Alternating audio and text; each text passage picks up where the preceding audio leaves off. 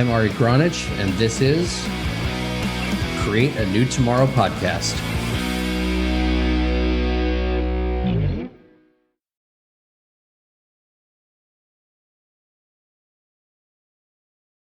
Welcome back to another episode of Create a New Tomorrow. I'm your host, Ari Gronich, and I have with me Carolyn Colleen. Carolyn is a fierce mother of three children, author, international speaker, entrepreneur, and business strategist focused on helping others achieve their goals. She's the founder of the Fierce Network, an online program that helps women create life strategies that enable them to have the life they dream of without sacrificing family, career, or lifestyle. She's also the author of Fierce, Transform Your Life in the Face of Adversity, 5 minutes at a time. Welcome to the show. Thank you for coming. Hi, Ari. Thanks for having me. I'm excited to be here. Cool.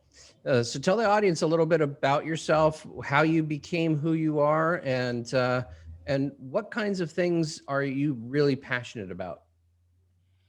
Well, I'm excited to share, a little bit of my journey and a bit about, what I'm excited about right now and how I got to where I am. So I am, as you shared in my bio, I'm a proud mother of three. There's a lot of different things that I'm proud of in my life and in my business, but things weren't always sunshiny. In my very short lifetime, I've experienced I've experienced a lot of adversity. So when you start a very young age, sexual abuse, physical abuse, emotional abuse, which guided the way that I saw the world. And it guided a lot of my perspective, and it also guided the way that I defined love, self-love, and self-worth. Growing up in a household with quite a bit of mental health, untreated mental health disorders, and having the ebbs and the flows and the ups and the downs with perhaps many of the people in your audience. When you talk about therapy, there's untreated mental health and the ebbs, the flows. Some days are great and some days are really, really bad. And so the choices that I made, giving that foundation, put me into an abusive marriage. And I was in an abusive marriage that I escaped after my daughter was born. And I ended up in low-income housing. And I crawled my way out of the circle of poverty, and then crawling my way out of the circle of abuse. And amongst that time, I learned quite a few things in learning 20 years of therapy, which I advocate for. And then also I found a life coach, a coach that helped me really not only with therapy, realizing what was wrong with me and why I made the decisions I made, but then in coaching, identifying what was right with me and elevating from there. Then on my journey, I found people in my life that believed in me and kind of said, hey, we figured this out. We can kind of help break free from some of these circles and glass ceilings that you've experienced. And I took my career to an even higher level. And having that support, having those mentors helped me get to where I am now, which is, like you shared, author, speaker, business owner, serial entrepreneur. And my mission in life is really to reflect on the adversity that I've experienced in my short lifetime and how to make it an advantage. Because all the things that did happen, they happened, but how can I, help myself and help others really just flip the script and create a new tomorrow? Awesome. So what do you think the fine line between victim and victor is? What do you think that transition when you stepped over the line from victim to victor, Mm-hmm. and what kinds of things might other people be able to do the same thing? It's an inside work. So from the victim mentality, because that underlies fear, that underlies the thought, which I truly had, that I was put here to be abused and used. And that's a victim mentality. And with that mentality, that's all I knew at the time, which also bred for more bad things to happen. And so breaking out of that victim mentality, realizing that I had the courage to move forward and out of that, actually was a transitional point. So I remember it specifically. It was 4 a.m. in the morning. My daughter was colicky, and colic means baby screaming for nonstop, and there's no cure, and the doctors say good luck. So she was screaming for 2 months straight. She was 2 months old. I was sleep deprived, not only from having a newborn baby, but then also being in a relationship that was very abusive.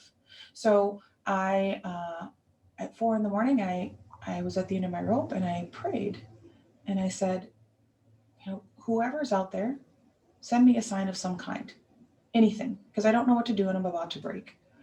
And at 4 in the morning, as the sun was coming out of the sky, my daughter stopped crying and she looked me directly in the eyes as if she was looking into my soul, saying to me, I'm your sign. And in that pivotal moment, I realized that I didn't have the love for myself in which to lead my relationship and create a new life and a new tomorrow, but I did have love for my daughter.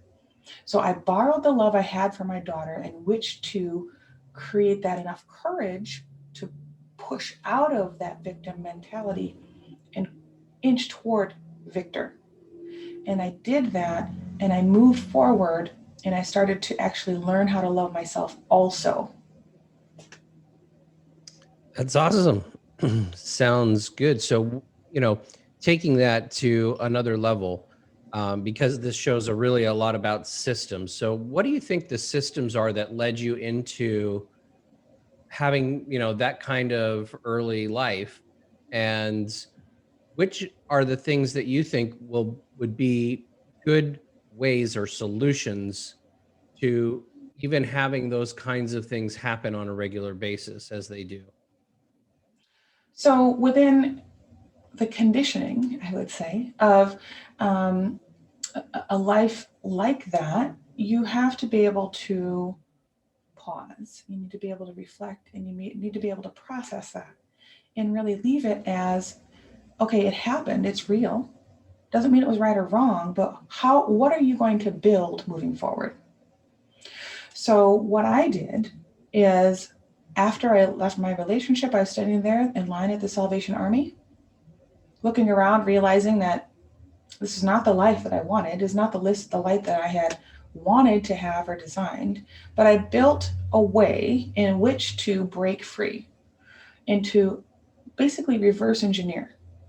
So when looking at taking a deep breath, focusing on one goal, and then taking action 5 minutes at a time, I found that the emotions that come up, you can use them as fuel to push you in a positive direction and be able to build those systems that you speak of and do it 5 minutes at a time. So when you're struggling, go ahead. I'm talking more societally. So there's a societal pandemic of child abuse, of abandonment, of all these kinds of things. So I'm talking more on a societal level. What do you think is possible society wise? What are some solutions that we could start implementing possibly for taking care of this at that macro level versus just the micro level? Oh, yes, of course. So I agree with you. There's definitely a systematic issue. So there's a lot of hype or a lot of talk about adverse childhood experiences. Are you familiar? Yeah, absolutely. Okay. So on the scale of 1 to 10, adverse childhood experiences. And so the higher your score, the more likely you are to develop cancer, heart disease, and knock 20 years off of your life. There's definitely a bigger movement around resilience and how you can build resilience in order to combat that. But not only that, as a society and as communities, we can educate. And how do you break down systematic oppression?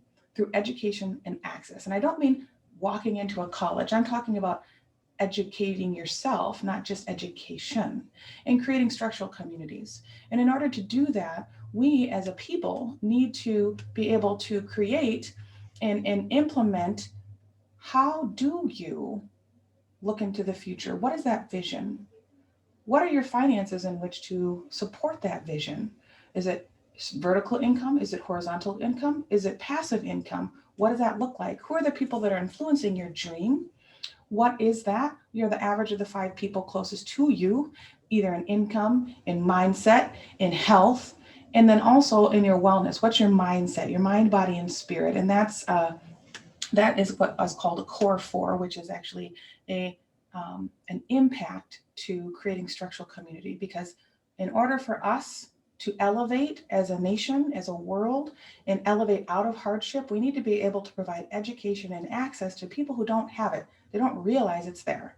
And so that is my thought process on systematic change.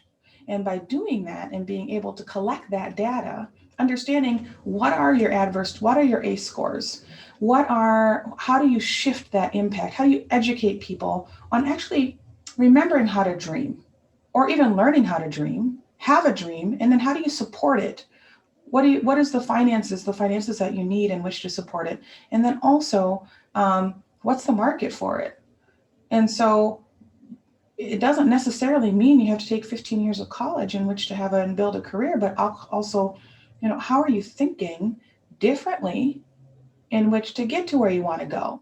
And that's a bit of, honoring, all right, like, you might be able to, people that may have struggled with addiction per se, or different struggles, how do you take that advantage that you learned, that adversity that you experienced, and turn it into an advantage? I had a conversation with somebody last week who used to be addicted to drugs and alcohol, and the way that they hustled after that addiction, they flipped the switch and hustle after their business, but being very resourceful. Because when you look at someone who is being resourceful, they're able to come up with ideas in which to survive. How do you do that in your business? Right. So for an individual, being resilient, you can say be resilient to somebody. They don't necessarily know what that means, how to do it, what the steps might be. On a societal level, there's a theory that the repression of a society leads to the aggression of the people, which basically means that the more you repress something, the more it acts out in bad ways. And for instance, in our society, you don't see nude bodies in TV commercials and on the television. The body is kind of shamed, and then it's made to be, sex is made to be some kind of nasty, bad thing. But in the countries where they're more open with their bodies, where that's not happening, they have less sexual assault, less abuse that way. Same thing with drugs. The societies that have legalized drugs more versus repressing it more, it doesn't have as negative an impact on the people or on the communities and society. So I'm talking on that macro level. If we're going to shift the cycle of abuse in general, what are some of the things that you would suggest we need to do as a society and then as individuals specifically? Mm-hmm. Well, it sounds like that overall theme is really, it sounds to me like that what you resist persists. And so how do you, again, it goes back to education and what's accepted. Like you're just sharing how within our country compared to other countries and the showing of the body, and how other countries might see it as beautiful, and then our country might see it, or our culture might see it as shameful. And so education and the culture, how do we lean in to change something like that? Well, it takes quite a bit in order to be able to change a mindset. But I think it starts with, for example, like standing up. Like when you're looking at abuse, or you're looking at, familial generations of abuse, you might have, 98% of people aren't doing that. And then you have 2% that are. So but they're the ones that seem to just make masses of it. And so how does the 98% help influence the culture and not stand by? It'd be very similar to what you're saying about leaning in and really appreciating the body, and cultures that think that it's beautiful and that you do share, and expose more of your body parts compared to some cultures that don't. And why is it taboo? So I think it has to do again with the education and the cultural acceptance, but having people stand up more. It seems like in our culture, there's a lot. People are less. They speak less about things compared to speaking more. It's interesting. I'm preparing a TEDx talk, and it's on the basis of a quote that I like to say often, which is silence is a bully's best friend. And we allow bullies, so to speak, of all kinds to take us out of doing or being something that is for our own benefit, our own self-good. And that's our good as an individual and our good as people. So we see something like, in my field, agriculture, poison the ground, poison the food, poison everything. And then nobody's really standing up and talking and allowing it to happen. And so the thing that I agree with you on is that silence is a bully's best friend. And we need to start standing up, speaking up, whether it's in your families as individuals to other members of not your family, or even in your family, break that taboo of we don't tell these secrets, so to speak. And until you tell the secrets, the cycle will continue. So I agree. And as on a more macro level, it's those secrets are considered to be agenda because we don't talk about it enough. So until it's talked about more, it's, as we talk about it more, it's less of an agenda and more of a truth. So yeah, absolutely. That's, for the reference, just to kind of pass through, is we need to have more town hall meetings. We need right. involved in the civics of their community and government. We need people who can make a difference to step up and make a difference, businesses, etc. But we need to start having these conversations. Now, here's the caveat to me. We need to have the conversations in a civil way, and preferably with like an old world debate kind of tone versus a new world debate kind of a tone, meaning Right. we actually talk civilly. We march fact versus hyperboles and sound bites, these kinds of things, right? Yeah, I agree. And perhaps, as we're creating this, we can throw in a class of emotional intelligence as a requirement to sit on the board. Ooh, tell me more about that. Let's see how that would play out.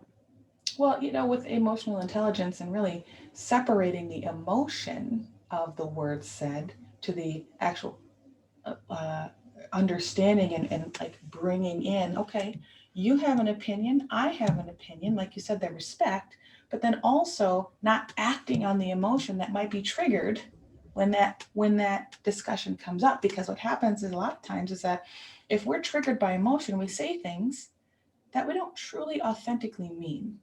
It doesn't technically help us, but it might make us feel, like we have a little edge in the moment, or depending on how we speak to ourselves and our own self-talk, what comes out. And it may not help us in the moment. So with emotional intelligence training, and have that requirement on the board, we might have better discussions, and we might actually get to a better solution to create something better. Because like a lot of times when people are acting in emotion, they feel threatened or their ego gets in the way. We're not actually getting to a solution, just simply blowing a lot of air. That's awesome. So learning to listen is part of that emotional intelligence that you're talking about, and learning to listen not for what you're going to say next, not for how you're going to respond, but learning to listen to understand Hmm. what the point of view of the other is. So if you can imagine being in a room where two people are having a conversation, one is talking first, no interruptions, and they're just explaining their point of view on any given subject. And then you have the other person repeat back what it is that they said. Hmm. And then start the I agree with this, I disagree with that, and this is why. And here, let me help you understand my point of view. And now we have this civil discussion that actually gets to a deep place of understanding versus this polarization of society, right? Exactly. And going even a step further and appreciating what brings us together as humans. Because if you can come together from a place of appreciating, you know, even this past year, this isn't our first rodeo. I mean, as humans, we've seen adversities, but how do we appreciate ourselves as humans? We all are after very similar things, um, to be loved, to be accepted, to be understood. If we can come and add that to the discussion of, you know what, that triggers me, that makes me, you're trying to up my taxes here, and that upsets me. Okay, and be able to voice it and say an authentically, so that you can get to a solution. Like, yeah, you're trying to up my taxes, but I'm trying to do this for us. We need to do this for your school, and you have kids. Let's talk about this. Or maybe you don't, and just really having generative conversation. Yeah, absolutely. So what else? You've reorganized nonprofits, you've gone from corporate to entrepreneur lifestyle. That pivot that you know that you've made throughout your life. How did you decide what and how to pivot into? And then obviously the courage, because a lot of people really have struggle with change in general, and it takes them a long time to decide to get out of a situation or a company or a thing that they've committed to. um, so how did you decide to make those pivots and changes, and what was the struggle along with the reward, or the happy ending, so to Mm. Mm-hmm. Yeah, you've mentioned about the systems, and I take it to a personal system level of reflection. One was getting around people that challenge the way I thought, because if you're the smartest person in the room, you need a new room. And so I moved myself into different rooms to try and think differently and challenge the way I thought. But then again, from a systematic approach, writing down all the different things within my lifetime and my career that I really love to do, that I'm like, hey, I'm kind of good at that. So I put a whiteboard moment, as I'm sure you can appreciate, is, I'm putting it up, all these ideas up on my whiteboard of, what am I good at? And what do I like to do? And what did I learn on this journey of, being a whole 42 years old? What did I learn? and and what I saw as I started looking at it is, one, I laid out my career and the different things that I learned throughout the different jobs that I had as I grew. And then within that, I laid out the different things that I learned as I grew professionally and personally. Because you can grow and you can crush it professionally, sure, but you could also leave behind your personal development. And so I wanted to put that in there and see, like, what do I love to do? What's my why? And people struggle with that why. They struggle with, well, what's my purpose? Why am I even here? And getting underneath the why, it was so very important. I realized as I reflected back on my life that I wanted to be able to provide impact, because the people who just simply smiled at me when I was dealing with depression, or people that took a moment to give me that space and honor me as a person, like that feeling is what I was after in order to give to other people. So as I looked at that, I realized that growing up in a household where and being able to break free out of abuse and break free out of um, poverty, wow, you can put that into a career because you know how to build systems. You know how to connect the dots that some people can't even see the dots. I mean, I know how to make something out of nothing, which is, when you have nothing, you learn how to do that, and you can actually, that's what you call a strategist. And so figuring out careers and jobs and different things that you can bring to the table from what you've experienced in your life. So when I decided that I was going to take that leap from corporate America, it was a vision. And the vision was that I wanted to be able to travel with my kids. That's it. And I didn't need to know how I was going to get there. I just needed to know the why. Because, as one of my good friends says, is once the why has heart, the how gets legs. So I had to sit with the why. And really, it didn't have to be, I'm going to be the next, presidential candidate. I just wanted to hang out with my kids. So how do I do that? And then I line up the finances, figure out how to make a leap, but make a safe leap because I have kids to raise, and figure out the market for it and what how can I support myself? What do I need to do in order to do that?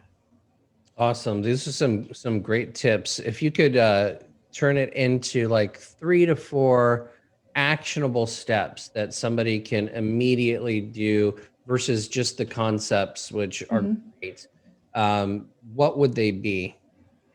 One, sit down with your why. And how do you do that? You think about, when is the last time you felt fulfilled? Where were you? Who were you around?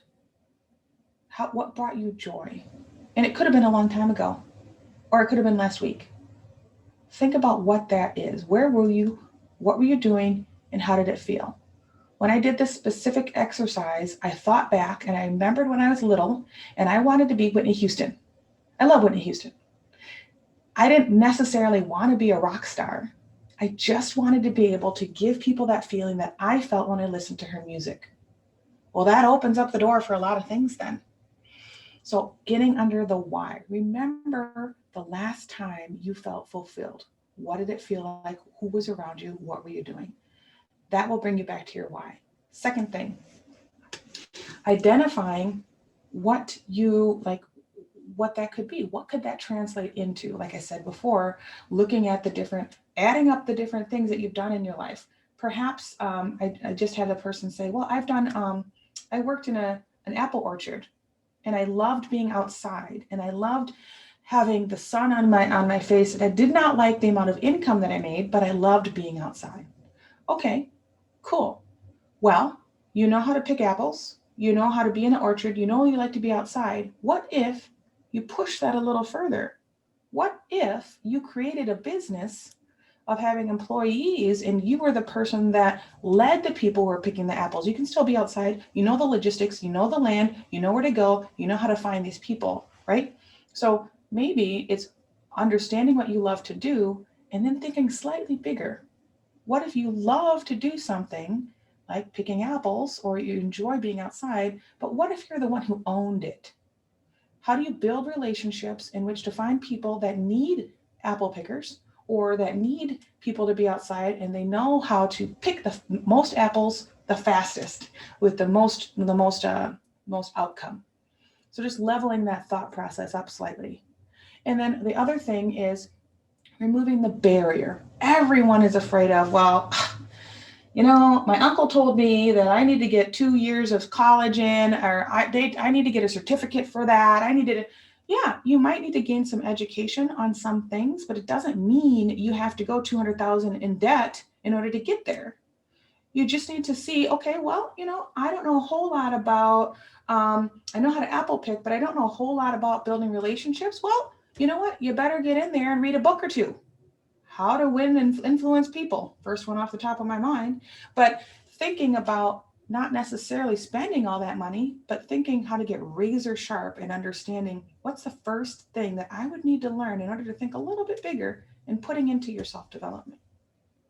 Awesome. Thank you so much. How can people get a hold of you if they'd like to work with you or get more information about your book? Yeah, CarolynColleen.com. So CarolynColleen.com. Awesome. Thank you so much for being here, Carolyn. I really appreciate it. I hope that the audience got a whole lot out of the show. And, we're here to create a new tomorrow today. So let's activate your vision for a better world. Remember to like, subscribe, comment, and review, and all of those things that make us be able to have great conversations with you. Talk to you later, and I'll see you on the next episode of A New Tomorrow. Thank you. Thank you for listening to this podcast. I appreciate all you do to create a new tomorrow for yourself and those around you. If you'd like to take this information further and are interested in joining a community of like-minded people who are all passionate about activating their vision for a better world, go to the website createanewtomorrow.com and find out how you can be part of making a bigger difference. I have a gift for you just for checking it out and look forward to seeing you take the leap and joining our private paid mastermind community. Until then, see you on the next episode.